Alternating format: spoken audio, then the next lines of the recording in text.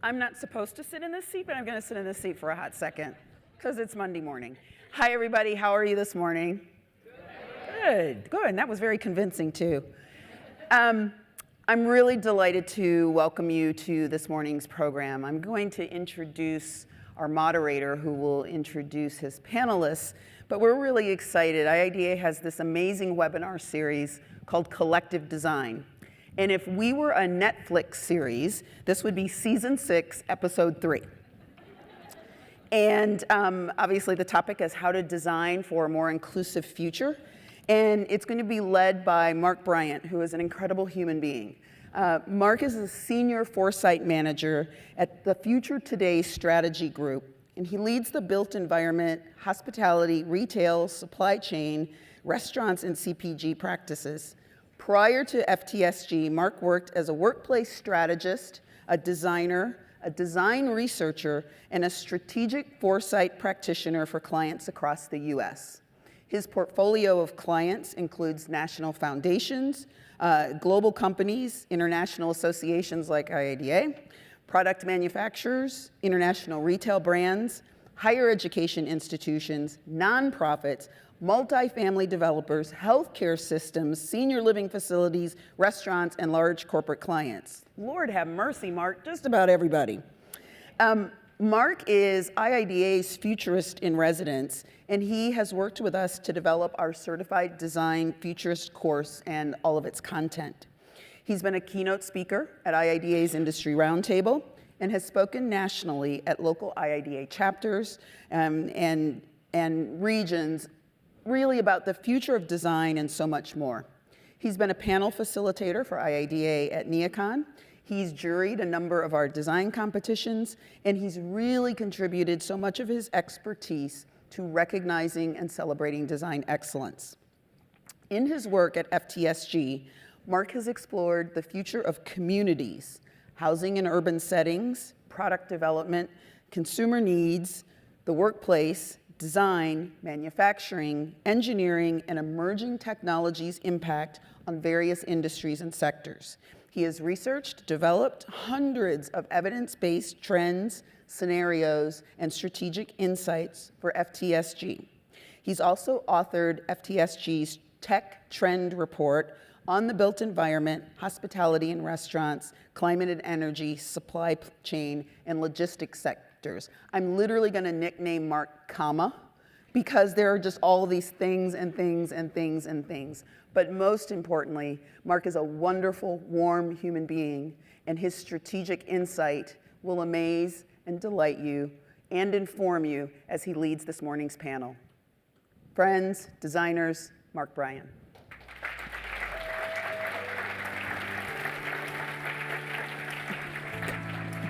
Thank you. Thank you.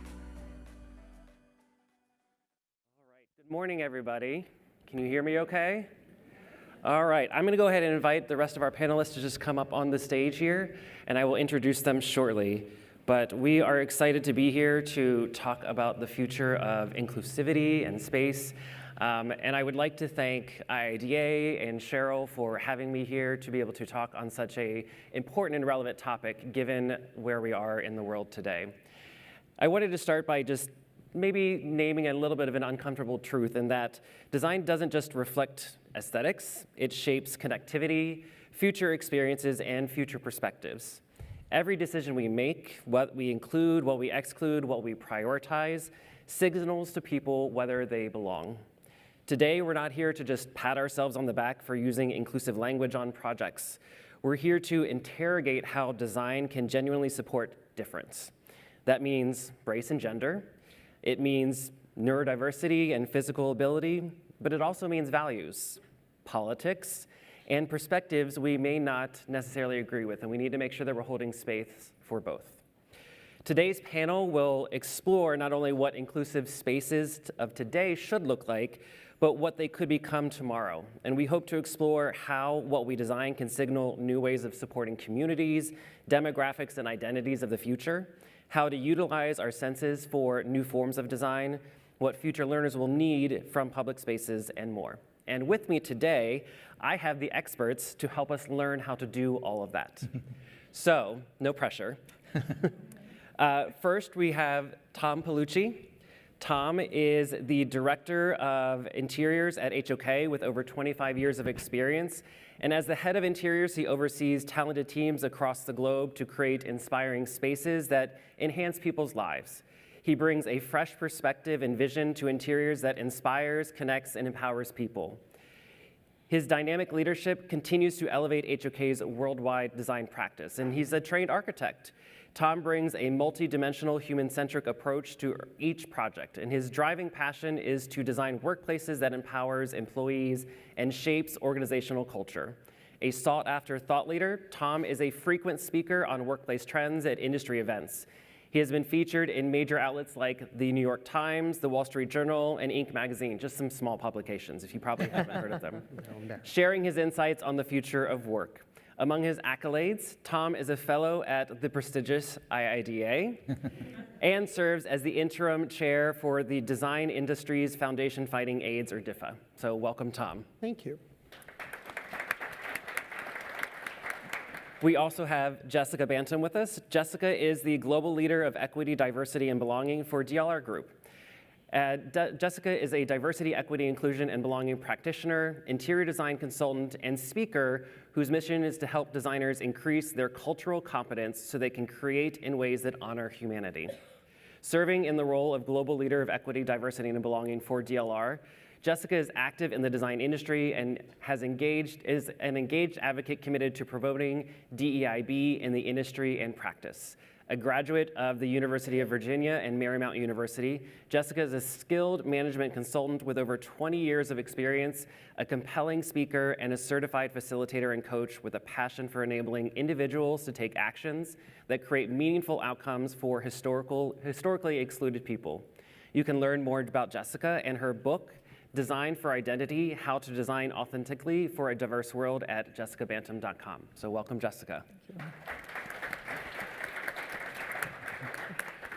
We have Joey Shimoda with us. Joey is the co-founder of Shimoda Design Group, and Joey is curious about anything beautifully designed. A lifetime of searching has created an exceptional architect, planner, and interior designer. His expertise, passion, and thoughtfulness led to inspired and talented and tailored solutions. Born in Alabama and educated in California, Wanderlust has led him to live in Florence and London. And in 2000, he and Susan Chang founded Shimoda Design Group and a loading dock in the Artist District of Los Angeles. Notable clients include Rolex, Bad Robot Productions, Tom's, Steelcase, Bloomberg, and Tishman Speyer. Joey is one of the rare designers who is a fellow in the American Institute of Architects, AIA, as well as the International Interior Design Association as well. So, welcome, Joey. Hi. And then last but certainly not least, we have Aaron Jennings with us. Aaron Jennings is a licensed architect, registered interior designer, visionary, and educational market leader for Luminat, and an adjunct instructor of interior design at Ball State University. She fosters passion and compassion through elevating the human experience in the built environment, with focusing on how the design imprint can impact positive behavioral, cognitive, and physical growth. Aaron's research and design practice brings over 20 years of experience studying the psychology of space and the impact the environment has on overall human well-being through the inclusive design approach. She has worked on several award-winning new construction and renovation projects with many public and academic libraries, schools, and communities, integrating best practices and evidence-based design techniques into every project. Her deep passion subsists in creating dynamic and immersive learning environments where she brings strong leadership and a multidisciplinary approach to each project she designs. Aaron believes that successful spatial experiences are built from innovative approaches coupling empathy, design technicality, and environmental responsibility. In addition to all of that, Aaron also leads the Indianapolis studio at Luminat. Aaron is a past IIDA Indiana chapter president, past chair of the American Institute of Architecture, past chair for the American Institute of Architects' Interior Architecture Knowledge Community, and she currently serves as the immediate past president of the Council for Interior Design Qualification, collaborating with interdisciplinary organizations on the advancement of industry, regulation, and the protection of the general public. She is also recently awarded the 2025 Ball State University College of Architecture and Planning Outstanding Award. Whew. Wow. These people have been busy, so welcome, Erin. Thank you. So we're here to talk about the future of inclusivity and inclusive spaces. So let's start with just a little primer for us to kind of set the stage. So I just want to hear from each of you, and again, we can do this popcorn style. You know, what does an inclusive space or the future of inclusivity mean to you? And so again, anybody who feels brave can go ahead and lead us off. Is that what popcorn style means? Popcorn style, yeah, you just kind of like okay. it. There is no popcorn if we have popcorn, but you know. You're the first colonel. Okay, yeah, I guess I can start. I love popcorn. So, you know, for me, the conversation really revolves around an economic conversation. You know, it's about, to me, public spaces, inclusive spaces are the ones that you don't have to pay to be in. And I think in all cities that we see that is the primary forum that needs to be addressed to make things better. Yeah. I would say that, building on top of that too, inclusive spaces are spaces where people feel welcome, where they see themselves at a minimum reflected in what's around them and in their environment, but also spaces where there aren't signals that could do harm to them as well. So by excluding, we can do harm, but also by inaccurately or inauthentically representing people's identities, that can do harm as well. So inclusive spaces take all of those things into consideration. Removing barriers, yep. I would add, I think creating space that provides a level of comfort and safety, kind of a sense of be able to be in that space and be comfortable, I think is really critical.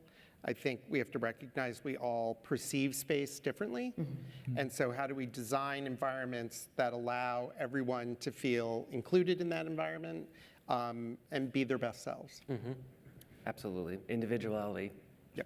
And there's a recognition as well that inclusivity is not final. This is ever evolving, and understanding that as a human race, we are changing and adapting and need to continue to be pliable within our experiences and the environments that respond and react to those experiences. So just recognizing that inclusivity as its own understanding and terminology is something that is very progressive and ever changing.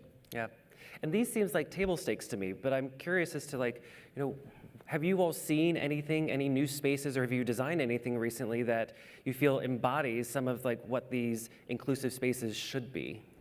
Well, that's a good question. People ask me all the time, like, show me a space that, you know, is a prime example of being inclusive.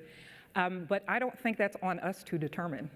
And I could show you something that I think was inclusive, or where there were design elements that we as designers think will make people feel included. But the real test is the experience of the people who have to inhabit the space.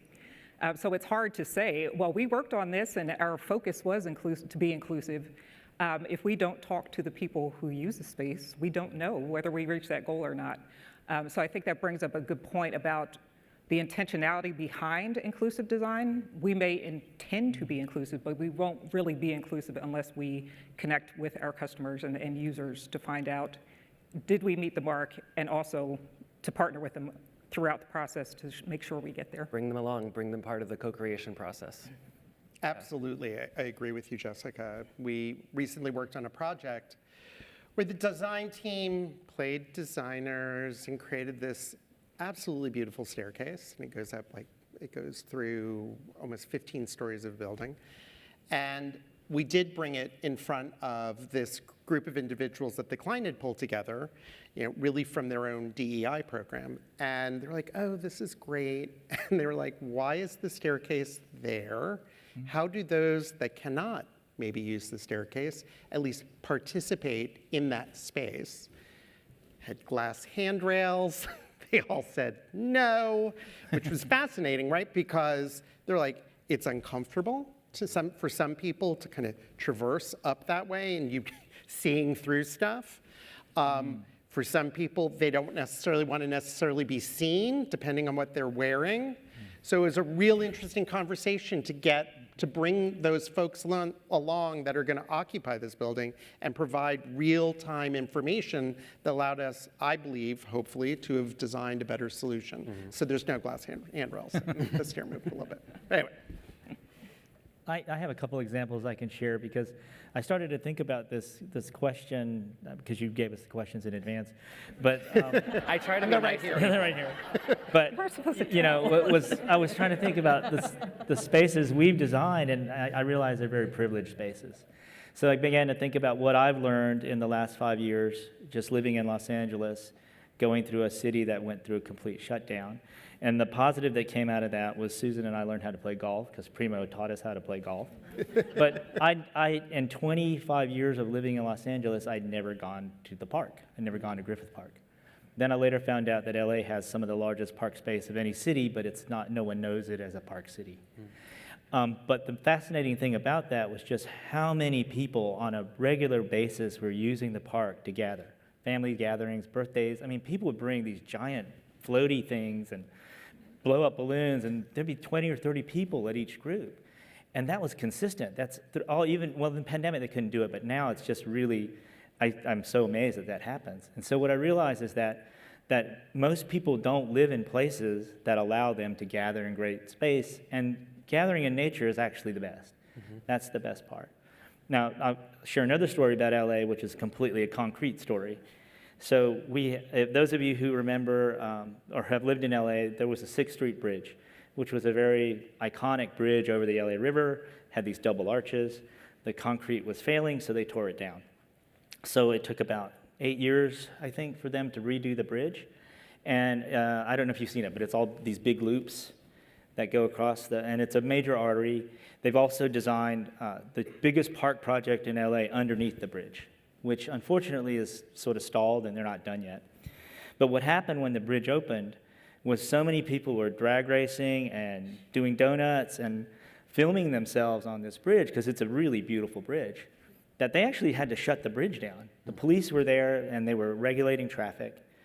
Then shortly after, in the evening time, because that's when all the activity was happening, because it was so well lit, beautiful arches and downtown right in the background. And somebody stole all the copper wire out of the lighting.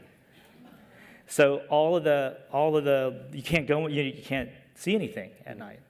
But what was the byproduct of this was so many people were standing on the bridge and hanging out on the bridge. They'd park their car illegally, get out, and just look at the view. And it was between downtown LA and Boyle Heights, and Boyle Heights has been a tremendously underserved community. And so what that made me realize is like people were so hungry to be in public spaces with even an urban view that they were willing to stand in a 5-lane bridge with just a little bit of bike path and walkway and hang out there. And the people that are doing the walking are still hanging out there. But it made me realize it's like, wow, we really we're not serving the public needs for public space at all. Yeah. Yeah. It makes me think about something that we heard at Industry Roundtable this year about like awe, and thinking about the views is what really people were wanting. I'm curious, and this was not a question that I gave him, so he has to answer this on his own. Is that a design flaw then, of not thinking about what inclusivity could look like or should look like? Because the bridge sounds like it may have failed. I actually feel like it kind of solved a problem that they didn't know was a problem. That it was an opportunity that people adopted. Because at that point, it was like, why aren't we closing the bridge off every weekend and letting people just hang out on the bridge? Which I think was talked about a little bit, but no one could get organized enough because our council member had just been indicted for the FBI. This is sort of, though, I think, to piggyback on what you're saying, Joey, I think our design responsibility is a little bit twofold here, because I think oftentimes we have approached design solutions in a way that is responsive or reactive to understanding who is currently using the space in today's time. And when we went to school, and even in earlier parts of our practice, we weren't really trained to be demographers or to be data analysts or to really understand how generational shifts are happening or socioeconomic statuses or all of these things that are really influencing the trajectory of our communities and places and spaces. And when you start really understanding that data and research, and you're working alongside those experts in we are more proactively planning for the future and what inclusion is going to look like through a crystal ball that none of us really have, right? Yeah. Well, and you bring up something that I do want to talk about, and that is how our communities are changing. You know, we've all talked about like inclusive spaces should be able to reflect multiple different identities, making sure that it's not doing any harm, creating any barriers. So what does that mean, and are we seeing that change occur in our communities that are then impacting what we should be designing? I think, well, there's a couple things to consider. Communities will continue to evolve, just as you said. People will continue to evolve. Society, the terminology we use to identify ourselves, all of those things will continue to evolve. And we should keep in step with that to the extent that we can. But I think what's most important is to build the behavior of connecting with the community to find out what's important to them. Because we can sit there and try as much as we can to forecast things with our crystal ball. But ultimately, even with that, we still don't have like the firsthand insights, responses, all of those things. So to me, the best thing that we can do is to change our mindset so that we're looking at our communities as partners in design. They are the partners in themselves. We are the partners in design, and together we create something that's really meaningful. So I think that shift is really significant, and just normalizing asking questions about, what about your identity would you like to see celebrated in this space? So changing the conversation, I think, can go a long way in creating different outcomes too. Yeah. Any other thoughts on future of communities or community shifts right now? We're seeing it a little bit in New York. If anyone's been to Lincoln Center, they're right now completed the initial design for the park that's on the southwest corner, which when the entire complex was designed, which if anybody knows, they basically obliterated an entire neighborhood to create Lincoln Center without asking. There was this great wall on Amsterdam Avenue. It's something like 15 feet tall of just travertine. And it was part of a garage complex. And so it created this barrier to the neighborhood that was on the other side. And so the folks at Lincoln Center had the great fortitude to hire a really interesting group of designers to engage with the community to figure out a way to make that space now part of the community on the west side of Lincoln Center. And now just seeing the renderings and the planning, just this kind of permeation, you can just naturally walk up and into Lincoln Center in a way you could never do before, now has opened this whole thing up. And before, I mean, we were all arrogant architects and designers and not engaging the community to know those things and building walls. So I think it's exciting, to Jessica's point, we have to ask questions, we have to be engaged. And I think that's really becoming part of what we do all as professionals now. Well, I think, Jessica, I want to come back to you again, just thinking about that responsibility. So I always do a little digging before these panels to try to understand, the perspectives of the people on the stage. And so you have been quoted as saying, as designers, when we sign up for this profession, we sign up to design for everybody. We are not just designing for people who are navigating the world like we do. That's a big responsibility, but one I think that a lot of people, hopefully in this room, want to take on. So given that level of responsibility, how can we find ways to explore diverse experiences, needs, and identities for the future public designs and even spaces that we need to create or should be creating? Yeah, I really think it is about acknowledging just what you said. Just owning the fact that we do ultimately design for everybody, which can sound huge and kind of intimidating too, I will say too. But it's something that we have to practice with an awareness of. So it really is about, I've mentioned before, just shifting our mindsets and looking at this as, yes, something that does sound huge, but also something that opens the door to so many opportunities for us as creatives. You think about the kind of narrow lens that we have typically applied in design and what we learned in our education, what we see usually in day-to-day practice. But if we really stop and acknowledge all of the different identities, experiences, lifestyles that we have not really explored or respected in design, all of that is just great territory for some new innovation and some amazing solutions. So I think it really is about that. And of course, there is something to be said too for us proactively seeking out knowledge about other experiences that are beyond our own. Making sure that we don't, once again, still kind of exist in our bubbles. And that we do proactively look for other sources of information, which we have also at this time more access to than we ever have in the past. But I think those things together really will lead to different outcomes and empower us to be more impactful designers. Because I think that's ultimately what we all came to this for. Design is a service, and it's one that I feel privileged to be able to provide for people. And I want to know that I'm doing that to the best of my capability, but also that it is bringing the most value to them as well. Yeah. I would imagine, I mean, we could probably do show of hands. Who wanted to go into design because they wanted to make a better world? Anybody? Yeah, absolutely. Right? I mean, I feel like that's what we're talking about here, having that level of responsibility and reminding ourselves that that's what we wanted to do versus it's really easy to get into the day in, day out, just like, you've got to get the detailing done, you've got to get like the set out, you've got to get the permit submitted. All of those things can like weigh us down. We have to constantly find ways to create a routine to remind ourselves that we have that responsibility and that opportunity as well. Right. And I think it also doesn't all fall on your shoulders individually. That's why we collectively need to adopt these mindsets. Agreed. So that everybody can kind of pass the ball and make sure that we're covering more territory than just what we can ourselves. And also, no one person is going to understand absolutely everything about every identity. So if we create spaces where we can all share from our lived experiences and contribute that to the actual design process, then we got it covered if all of us kind of go in on this together. Right. Who here was for Annie Jean-Baptiste's speech just earlier? So if you were not, one of the things that she said is one of the questions that she constantly asks is, who else? Who else should I be thinking about that should be included as part of this conversation? And I think the who else is something that we're hearing more and more about. And Tom, I have a question coming to you, thinking about who else, because you've done a lot of research on thinking about people that experience the world very differently, specifically on neurodiversity.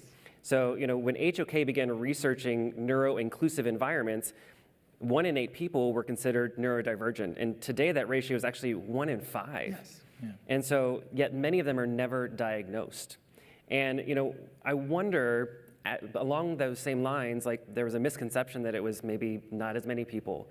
Is there another misconception that the design community still holds when we need to be thinking about the future for neurodivergent or other communities that we need to be including? So kudos to my partner and colleague, Kay Sargent, and the work she's done on behalf of the firm. We've learned a number of things. One, ultimately, when we think about neuro-inclusive design, we're really thinking about everyone. Everyone will benefit from being able to create space that just fosters everyone to be their best self. And some of it is very simple in the sense of thinking through what is temperature control like, what are acoustics, what is lighting, how are these things controlled, how do you provide control to an end user, to an actual individual in the space maybe. These are things that we all talk about and know that exist, and actually if we put them into practice, we're starting to actually benefit everyone. Case research has noted that we're now down to possibly 1 in 5 people being diagnosed somewhere, within neurodivergent thinking. It's for a number of factors. It's because it's now actually something that a lot of people are being tested for. We're seeing it generationally, as my generation maybe less so, younger generations more so. What's really fascinating is we're seeing folks in my generation getting tested because their child's got tested, and then they're like, oh, me too, right? And that's been, I think, one of those things that Kay has uncovered with some of the people we've talked about, and you realize, oh, it really does impact all of us. So how do we provide spaces that nurture, spaces that bring us all together, spaces that actually might be as much about being quiet, maybe smaller and comfortable, but also the other end of the spectrum is really important. There's a lot of us that need energy and need to be in environments that are, a cacophony of sound and light and experience. So we really have to think about all those things and then also think through where they go, how they relate to one another. And that's really, I think, the secret sauce that we've been working through. I don't know, are we going to ask the question about the 8 senses, 5 senses? We can, if you want to dive into it, go for it. Because we already went through it. So like Kay goes through, oh, we all know the 5 senses. And then she's like, oh, there's these 3 other senses. And we're like, what the hell are you talking about? So what's interesting is the other senses are really about your physicalness, how you actually feel inside your body. Like, you've got a headache, you're vibrating, you're suffering from vertigo. I mean, those things are like your physicalness, the relationship to the people around you, which you never really think about. But the idea that we're all sitting very close together and we seem to be all very good about that. There's going to be people that are like, slide away. We can always be closer, Joey. And so it's that physicalness that I think is really important, that we're saying, hey, it's not 5, it's 8 ways in which you sense a space. And I think we collectively as designers need to really take all of those senses into account in creating space. Yeah. One of the things that I often think about is layering senses. When you think about, we have opportunities for, obviously, when you think about smell and sight going together, but that also then is, in the brain, smell and memory are connected together.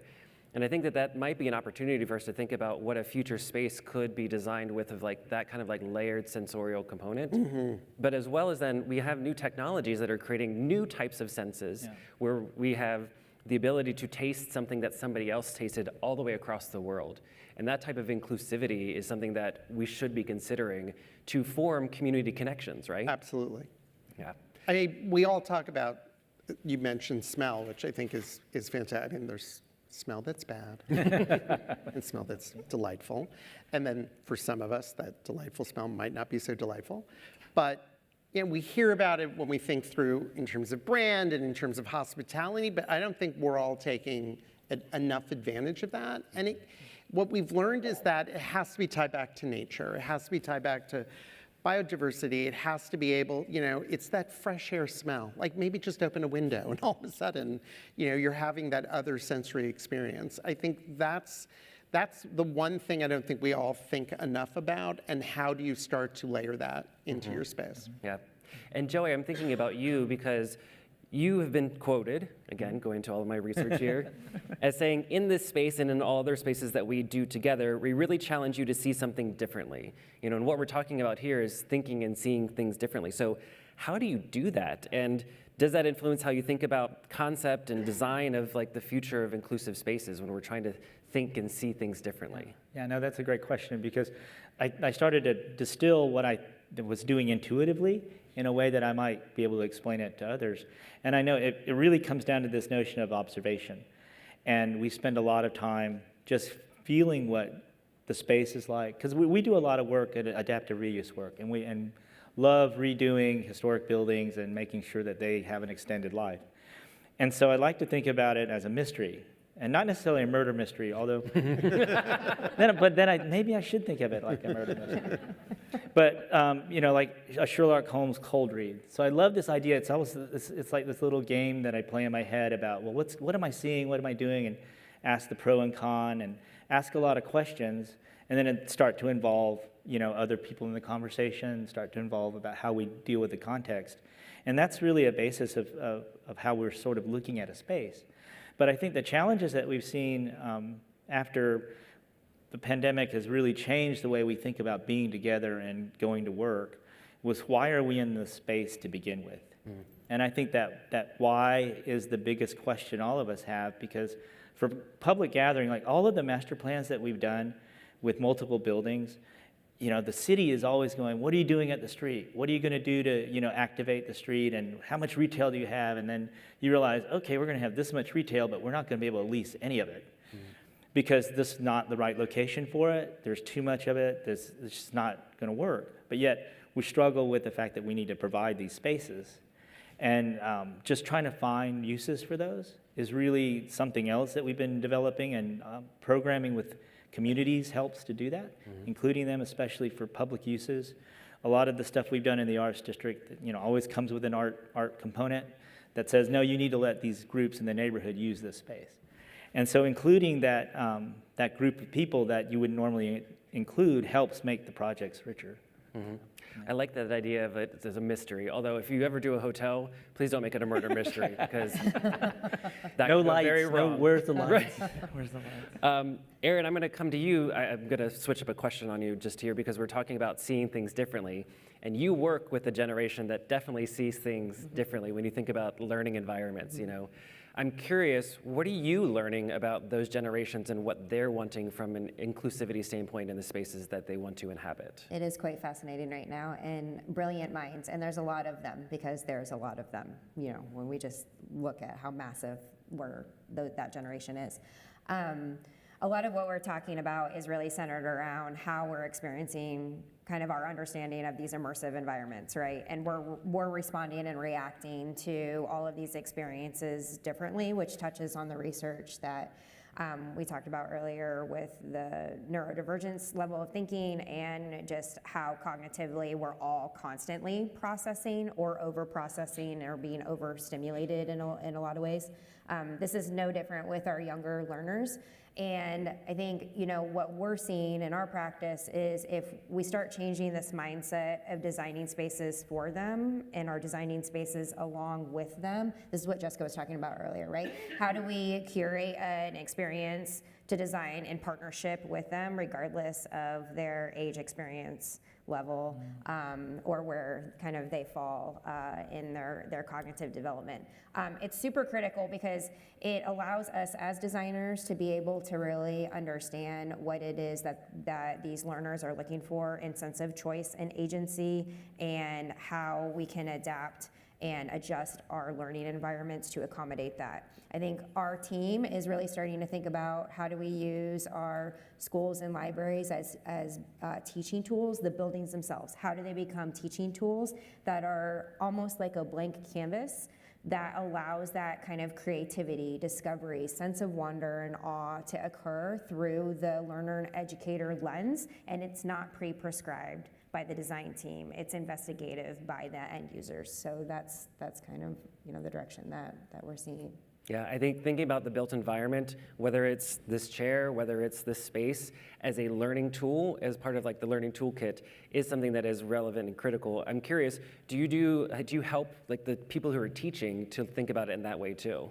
Though there's interesting conversations with that, because representing, all of our educators fall kind of from different levels of experience as well. And so when you're accommodating a lot of input and opinion and methodologies that represent decades and decades of instructional learning, there are traditional ways of thinking, especially, we practice here in the Midwest, and oftentimes the educational lens is a little bit more conservative. And so just thinking about how we can help facilitate a change in the conversation, but be respectful to the historical context, and recognizing that there's a balance of this kind of dance that we want to ensure doesn't create resentment or hostility during the design process, but is in partnership with all of those included. Yeah, go ahead, John. I would love to add something to what you talked about at the K through 12. So I had a really great conversation last night with one of the directors of Cranbrook, and she was telling me about during the pandemic, their K through 12 group all of a sudden had complete access to the whole campus. So they were putting students into the exhibition spaces, into the museum spaces to help, get distance. And all I could think about was that if you're a 7 or 8 year old kid and you're sitting in a museum and having a class at Cranbrook, what you might see could affect your life completely, in terms of understanding how the environment makes you feel good or makes you feel bad. Absolutely. Yeah. And I think just a simple example, so I think there's a lot of research and data right now about how, especially grade school children, identifying potential occupations that don't even exist in the world right now, that they're not taking skills assessment, they're creating their own professions, so to speak. And my youngest nephew is in his class. This is quite fascinating. They know actually how to code their own software and YouTube programs now, so they can pretty much facilitate a complete virtual format, but they can't actually write their first name handwritten. Oh. So a lot of what's really interesting about this, and I think that there's a lot of controversy around this particular conversation, because I think you come from a framework from our side that's saying, no, you need to understand how to write your first name before you actually understand how to digitally code this really complicated software program. Why do they need to learn how to write their first name when they have 16 different tools of technology that can write it for them? So I think that those are the kinds of conversations that we're having on embracing what a changing world is, and then how are we continuing to set up tools and resources within the built environment that continue to be a catalyst for the education and learning. Yeah, and I like it because it's also reframing the question. It's like not just saying that everything is going to go away, everything is going to change, but we need to rethink the process to get there. And speaking of rethinking, I posed a question to Jessica before that she really liked, so I'm going to ask it of you now. We're going to shift a little bit from here and today into the future a little bit more, which is really, Jessica, so if we could rewrite the DEI toolkit for inclusive spaces in 2035, so 10 years from now, what would it include that today's version lacks? The term DEI. But that's another conversation. No, honestly, it would really, for one thing, the concept of inclusive design would be more comprehensive. Because I think even among designers, we default to accessibility when we hear inclusive design. Not that that is not a significant component, but there are also many things that make us us. So we've talked about racial and ethnic background as being a factor. Age has come up as a factor. There's religion, there's body size, there's all of the things that make us us fall under inclusive design. So I think for one thing, that would become common. That's how, it would just be a given that that's what we're talking about when we talk about inclusive design. Another thing is that it would be intersectional. So I'm always excited to meet other experts in this area, and I just keep thinking, how are we all going to get together to make this something that everybody gets? Because we are drawn to some specific lane, but all of those, I think if we do this well, we'll start collaborating more so that intersectionality becomes a part of the conversation. So meaning, I'm not just a Black person, I'm not just a woman, I'm not just a Christian, all of these things. I am all of those things. So how do the different aspects of our lifestyles and our identities play into how we experience space? And that needs to be something that is considered too, even in the context of neurodivergence, which is another really, a popular and obviously worthy topic in the context of inclusive design.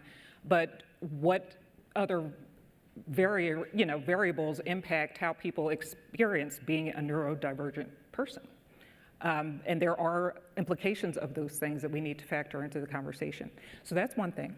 Another thing, since you gave me time to think about this, is from a professional standpoint, we will have people who are subject matter experts, recognized subject matter experts in inclusive design that are embedded in every design organization. So this is on top of there being a broader understanding, period, among the profession about what this is, but there will be people who will say, that's the track, that's where I want to go. I'm excited to be actually talking about these concepts in my own firm, which is really, really exciting. But it also is a little personal for me because I remember interior design was kind of my second path. So I had a few years of professional experience in marketing and IT consulting, don't ask. Before I was like, I should have gone with interior design. But I remember being in my first year of my program and thinking, and I wrote this in a journal, I am not going to enter this industry the traditional way. I didn't know what that meant, but I knew there was a different path for me here, and I finally found it. And that is after working in interior design since 2006, and also making a pivot in my management consulting career to DEI. Yes, I said it again. And that really made me, it was like this aha moment that I'm drawn to these two things. Can I do them together? And that's where I think, I feel like I'm in kind of my sweet spot there.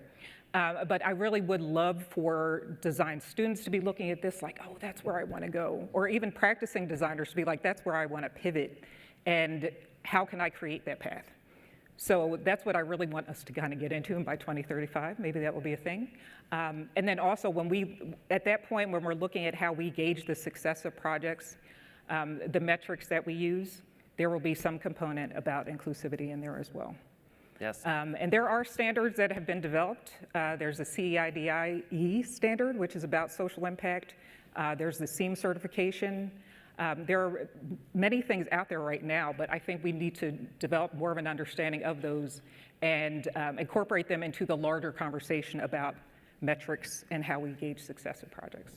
Yeah, I love this idea of designing for individuality and making sure that people's identities are seen over than just like who they are from a demographic perspective. Exactly. And I also love this idea because we talk about it, I think maybe not enough, that when you go into design, there are so many different avenues that you can come out from school or even just in your career to be able to pivot to.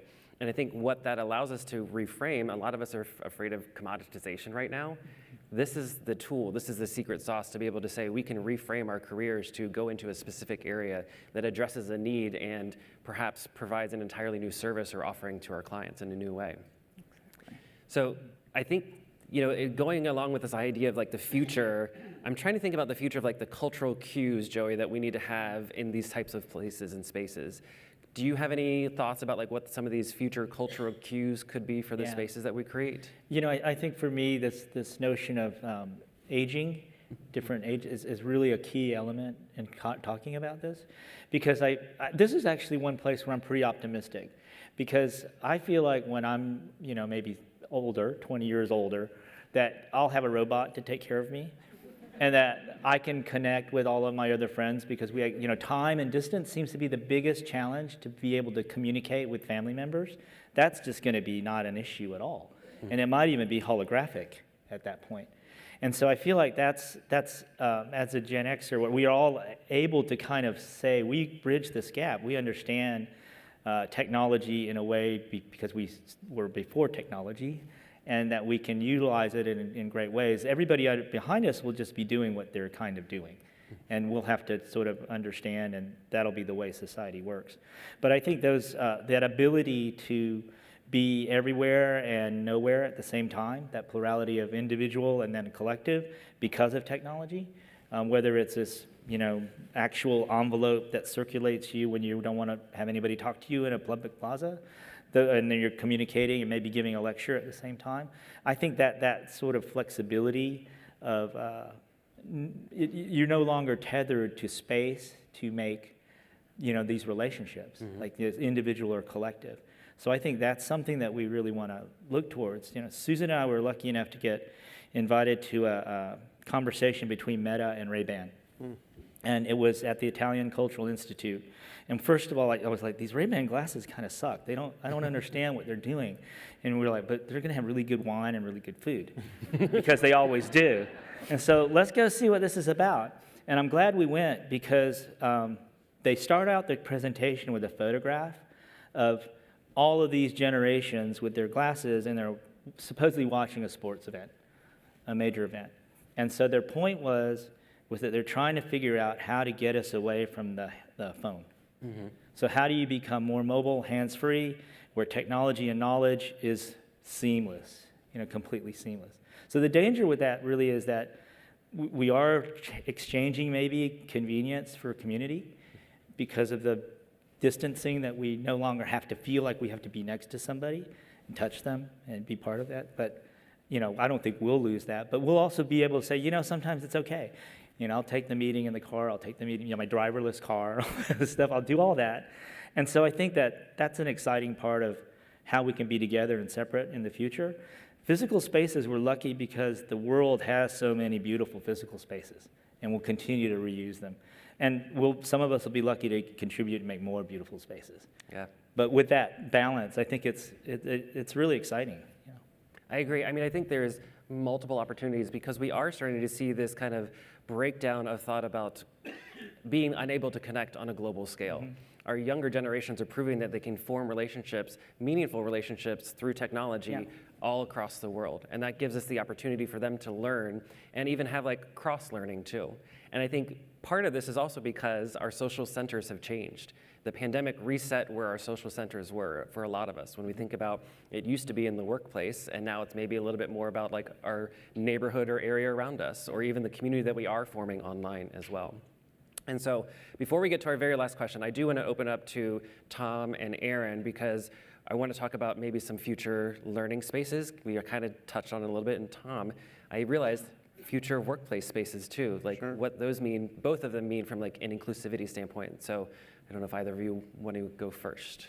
You want me to go first? Sure. I can kind of piggyback on what Joey was saying too. And as I was thinking about some of the responses from our continued discussion, a lot of this whole topic around inclusivity has to really understand behavioral tendency, right? So when we talk about how our communities and our places and spaces are evolving at the macro and micro level, it really is about how, yes, we are experiencing the space, but also what are the behavioral tendencies that this current makeup of people are acting and experiencing, and then how are we projecting that? And I go back to this very early experience in my career where, and this was before my graduate study, where I studied inclusive design more at the thesis level. I was exposed to an opportunity to walk a cell block at a penitentiary. And it was we were doing a feasibility study, and it was a very early career experience where I started recognizing that the inmates in these cell blocks were barking. They were like animals. But they were being caged like animals, right? Like that's how prisoners are, that's where they're stationed, and that's how the experience is. And as I was introduced to my early days of K-12 design, I was thinking, okay, so our classrooms are on double loaded corridors, and they're 900 square feet concrete block boxes.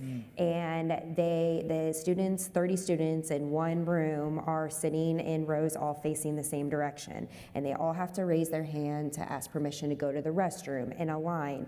And then we wonder why we start having behavior issues when they can't actually have their own sense of ownership and agency of their space or their learning experience. And it was at that point in time that I thought, is there a correlation between what I'm experiencing and seeing in the penitentiary and what I'm seeing in our elementary schools? And I think, I'm going kind of down a rabbit hole a little bit here, but I think, when we start realizing that all of us realize we spend so much of our time indoors, right? We've seen all of those studies, that when the space and place that is shaping us, who we are as people, as we move through the continuum of the life, or however long we are on this planet, that we get to be on this planet, it does wholeheartedly shape the people who we are, how we are interacting with one another, and how we continue to evolve. And that starts in those formative years really, really critically. And so there's that piece. And then when you start breaking down from for instance, the public library side, and recognizing that you have these public institutions that are serving a lot of different members of the community, right? And as the worldly challenges continue to occur, everything works, housing costs are more expensive, and with cost of living is more expensive, access to food or lack thereof. And what's happening in public libraries is they're seeing an increase of patron populations from our unhoused populations within each community. And so what is the response and responsibility to engage that and solve that? And what does that look like? And I think it starts to get quite complicated very, very quickly, right? But I think as long as we continue to have those conversations and react and respond accordingly, it'll be positive. I agree. All right, so work, future stuff. Gosh. I don't know where the pendulum is right now. It feels like, I almost feel like it's just swinging back and forth. I heard a very interesting statistic this morning from one of my colleagues, that the current generation's use of dating apps is plummeting. And that the desire to actually be in social situations is skyrocketing. So what does that mean? And what does that mean to everything we're talking about, right? Like, are we talking about the pendulum going back and forth? Are we pivoting as a society to wanting to be together in some form or fashion, including at work? And I kind of think that that's what's happening. And I feel like we're all being challenged by clients to really think of ways of being as inclusive in a work environment, bringing everything we're all talking about to bear in the design of space and making solutions, making sure we're bringing everybody along and asking them to participate. But at the end of the day, I think it's about making sure that human beings are in touch with human beings, and that there's now this real, maybe tangible desire that I have to touch Joey, and I need to be sitting next to Joey, I need to talk to Joey, and I need to know what's going on with Joey, or anybody. And I think that's where we're going with workplace. I think we are going to move into a direction that it's how we're bringing people together, providing them space that allows everyone to be their best selves. But I think we want to be together. I agree. We've got just a few seconds left, but I do want to just ask each of you, what's the one takeaway that you heard or you shared today that you hope everybody in this room remembers leaving and thinking about inclusive futures? Again, we can popcorn style it, so whoever wants to go first. You got to ask, right? You've got to set the stage so that I love what Jessica's telling me and telling me what to do, right? You got to bring everybody in, and you need to know what you're doing through their lens. Thanks. It's great. That's a pretty good summary. I don't know if I could add to that, but that's pretty good.